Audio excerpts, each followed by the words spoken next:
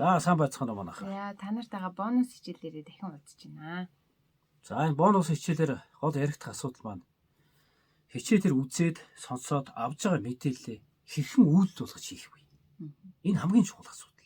Манай сургалтын дахин дахин хэлээд байгаа асуудал нь ерөөс үйлдэл хийж өөртөө хөвшил үүсгэх, амьдралдаа шинэ хөвшил үүсгэх, эрүүл амьдралыг бүтээх ийм л асуудал байна.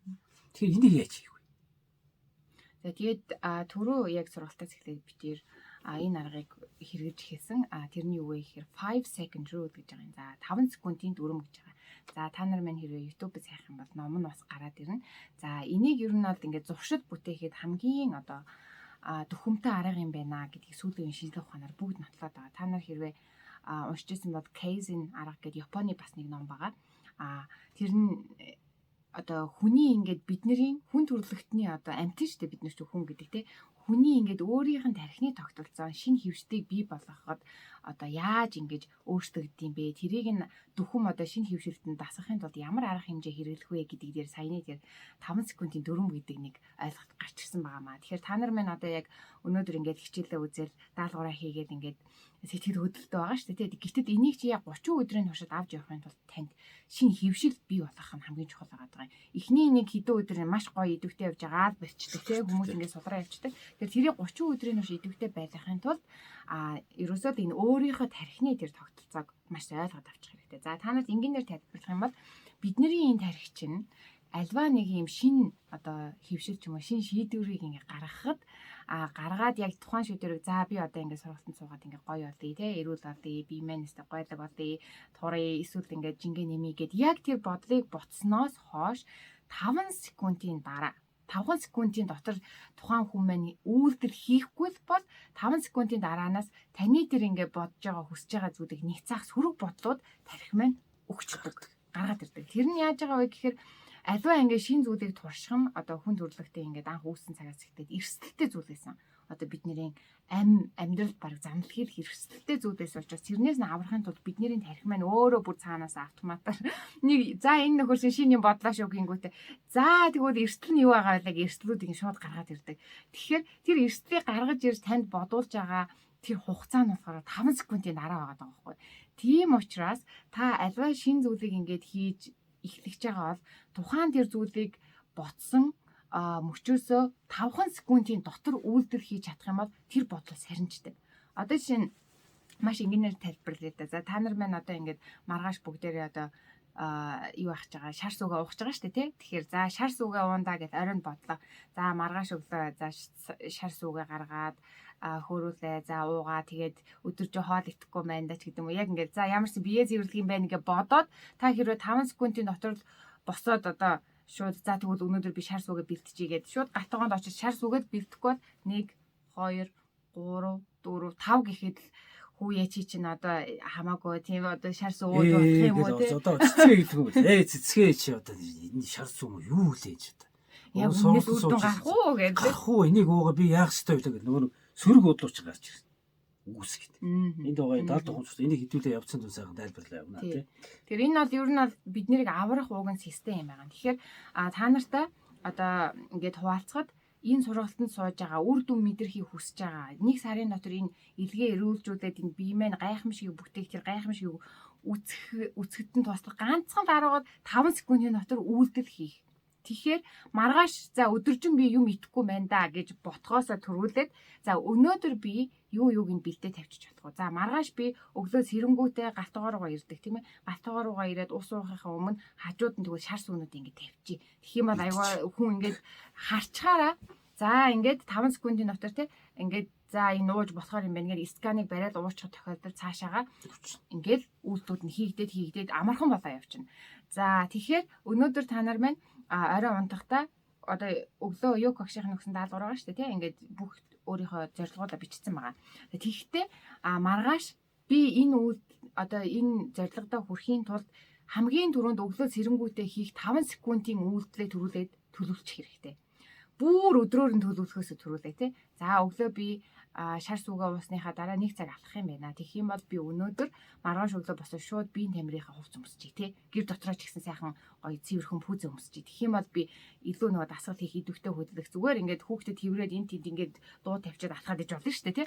Тэгэхээр тийм байдлаар 5 секундын төлөвлөгөө гаргаж сурах хэрэгтэй. 5 секундээс тоошоо таны тарих тэрийг няцаах бодлуудыг гаргаад ирэх учраас 5 секундын дотор би юу хийх вэ гэдгээ төлөвлөд сурчих хэрэгтэй. Одоо өглөө босоод цаг алхахыг гэж байгаа бол сайхан хувцас бэлдээ тавьчих өглөөс босоод хувцас өмсөж. Ерөөсөн өмсөөл гадаа орсноосоо юм уу байдаг бол гадаа гараад зогсож эхлэв. Тий, зүгээр гадаа гарч. Тэр цаг маг гэж ачаалтын бодохгүй гараад зогс. Тэгээ аяндаа алхамар санагд. Тэххгүйгээр наан одоо за алхантаа гэж хувцас өмсөж идэл саяны процесс явагдаад тасалтаад байгаа байхгүй. Гол асуудал. Тийм. Тэгэхээр маргаашийн одоо би цэвэрлэгээ маань та нарын хувьд одоо хамгийн том даваанаага эндээс цаашаа амархан болж байна. Тэгэхээр сэтгэл догдолтой байгаа дээр маргаашийн одоо цэвэрлэгийг маш сайн хийгээд авчих юм бол таны бие бол ерөөс гайхамшиг бүтээн. Тэхийн тулд та өнөөдөр ингээ ерөөсөө өглөө болгон би 5 секундын дотор юу хийх вэ гэдгээл эхлээ төрүүлээд бодчих. Тэгэх юм бол тарих 5 секундын дотор хийх юм чи амархан юм биш үү гэсэн байдлаар хүлээж авна. Тэгэхгүй ингээд өдөржингөө юм итгэхгүй гэд анханасаа бодцохоор ингээд нөгөө хэцүү санагдаад тарих маань чи ингээ юм итгэхгүй болохоор ч одоо яах вэ дээ энтер гэд ингээ бодоод толгойч өдөр яах вэ гэдэг юм ингээд энэ сөрөг бодлуудыг гаргаад ирнэ. Тэрнээс өмнө та үйлдэл хийчих юм бол сөрөг бодол нь сарничдаг гэсэн үг ерөөсөө. Зааланд очиод фитнес жоо бэлтгэл хийнэ гэж ерөөсөө чаддгүй байсан. Нэг удаа тэгж утсан гэж байна. Би зүгээр хувцас авч очиод жимүүд нь очичоод ирээ ятаж гэж. Тэгээ хувцас бэлдсэн машиндаа суугаад жим юм буугаад цүнхээ аваад бусаа суудыг өгсөн чинь үүтэнд нэрсэн юм яах юм. Орсон багтах. Тэгэхээр бидний тархины тогтолцоош яг тийм байх. Өнөөдөр энэ манай сургалтанд ороод ирсэн үед юу гэдэг эрүүл мэндийн тархалтай. Ямар нэг хасчилтай юм асуудал байна да. Энэ асуудал чинь яг энийг үүссэн бид. Өөрөөр бид нэр өөрснөө анзаарахгүй мэдсээр үжиж нэг марууч юм уу гэдэг нэг зайрмаг авлаа. За яах вэ гэж хинэггүй хэлдэг ш. Тэгэл хүүхдийг нийлээ долоодог. Яг долоогоор явчихж байгаа ш. Тэгэл донтоо тэр нь үүсээд идэг. Нөгөө төг маань яадаг вэ гэхээр нэг долооц үе тархин дээр дахиад тэрий чинь давтан хийх юм өгдлүүд үүсээд идэг. Тэгэл дараа дахиад долоодог. Нэг долоогоодс нь хоног өнгөрсөн 2-3 өдөр долоосон явсан сар долоод гэсэн хэдэн жил долоосон нэг өнөөдөр бандаас юм болоо суудсан. Тэр энийг л яг буцаагаад эргээр нь баг угаар нь хий. Тэр үйл хийж байгаад яах ёстой гэхээр тархины бодол маш чухал. Энэ дээр гол асуудал юу вэ гэхээр ерөөсөө сургалт хийсэн цагаас эхлээд өөрийгөө өөдрөг байх.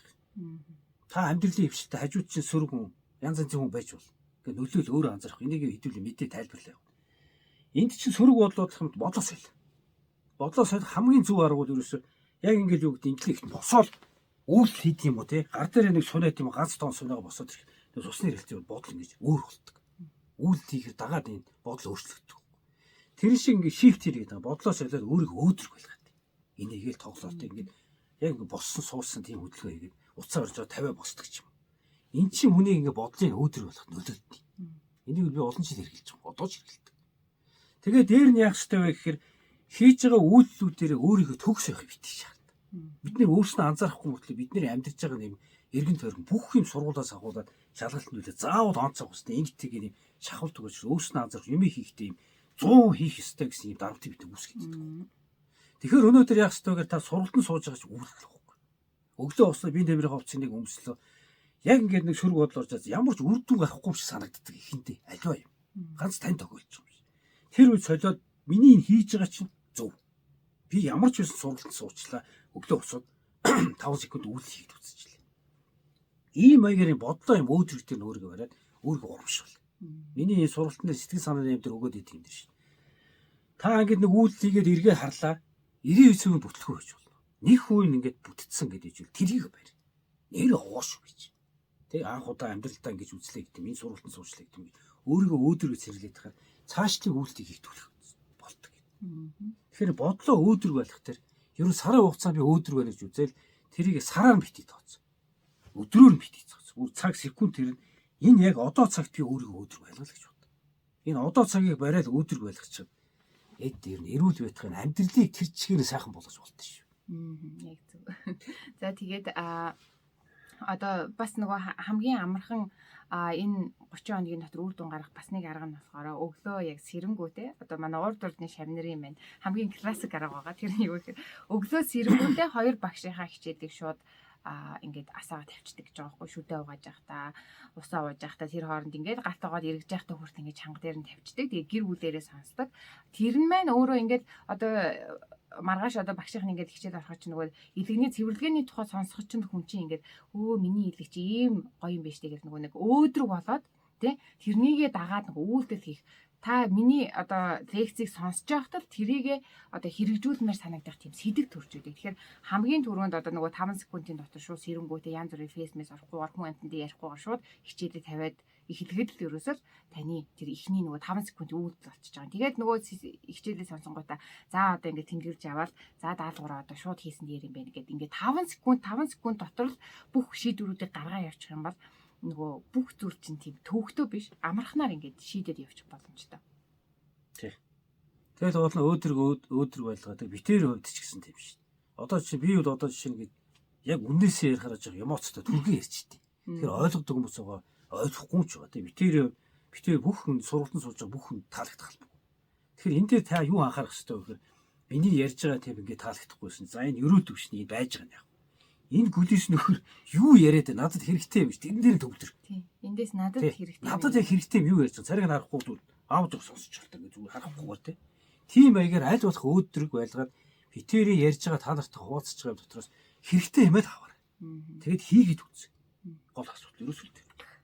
Тэгээд урднаас суулцсан тий нөгөө шавнар маань давхар олон удаа суусан шавнар маань өөрийн гэсэн тийм нэг арга барилтай болчихсон байдаг. Та нар маань бас нөгөө энэ 5 секундын дүрмээ яаж хэрэгжүүлж байгаа өдөр алга ингээд яаж одоо юмнуудаа ингэж сайн хийж сурж байгаа гэдэг одоо арга барилаа бас шавнартайгаа хуваалцаад яваарай тий.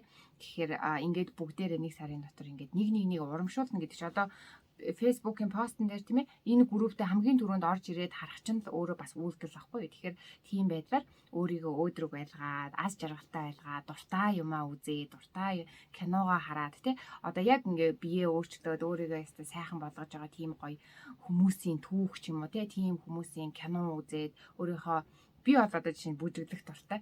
Тэгээ бүжиглдэг ч юм уу тийм байдлаар өөрийгөө дандаа энэ 30 өдрийн турш ингээд жаргалтай байлгах тийм үйлдэлүүдийг хийнэ л гэж анханасаа бодчих хэрэгтэй. Тэгэх юм бол танд үр дүн хамгийн хурдан гарна тийм ээ. Тий. За юм байна. Тэгээ асуух зүйлүүд коммент хэсэг биччихтэй би тэр хариулаад ингэ явнаа. За амжилт хүсье та нарт. Та нарт амжилт. Зөвлөгөө заавал хүргэе. Баяртай. Түр баяртай.